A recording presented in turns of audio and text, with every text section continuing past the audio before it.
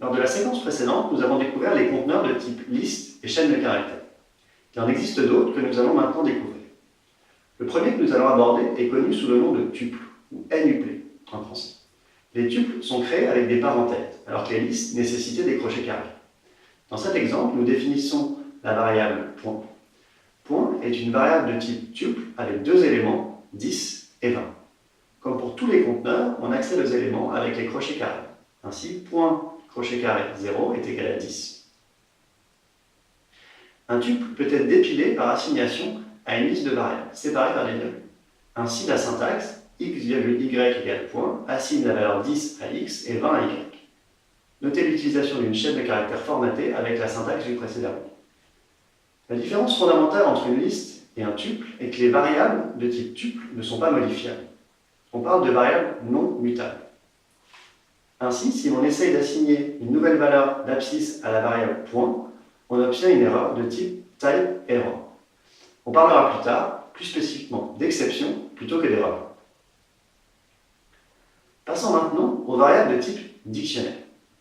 Les dictionnaires servent à stocker des données sous forme clé-valeur. Par exemple, définition du dictionnaire param, qui peut contenir par exemple les paramètres d'un algorithme de traitement de données. Param contient trois éléments.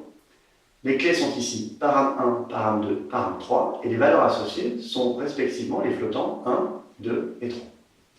Les dictionnaires sont définis avec des accolades ou bien à l'aide du mot-clé dict.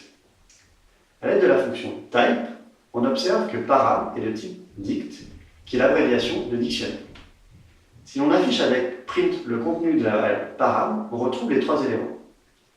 Notez par contre que l'ordre des trois éléments n'est pas respecté. Ce comportement est cependant normal. Les dictionnaires, contrairement aux listes, ne sont pas ordonnés.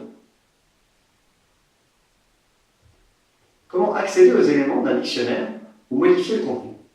Comme pour les conteneurs du précédemment, l'assignation se font avec des crochets carrés. Par contre, ici, les éléments sont indicés par leur clé et non par leur position.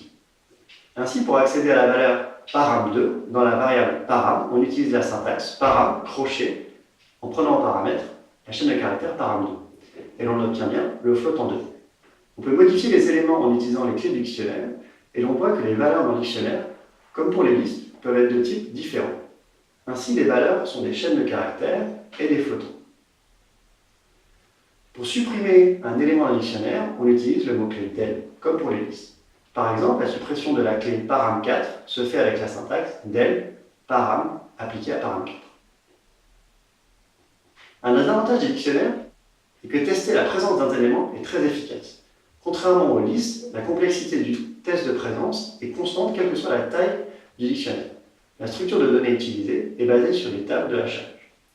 Pour tester la présence de la clé param1, il suffit d'utiliser le mot-clé in. Nous observons que param1 est dans param, alors que param6 n'y est pas. Ceci est confirmé par l'exception de type key_error que l'on obtient en essayant d'accéder à la clé param6. Nous en avons désormais fini pour cette présentation des conteneurs principaux de la librairie standard Python.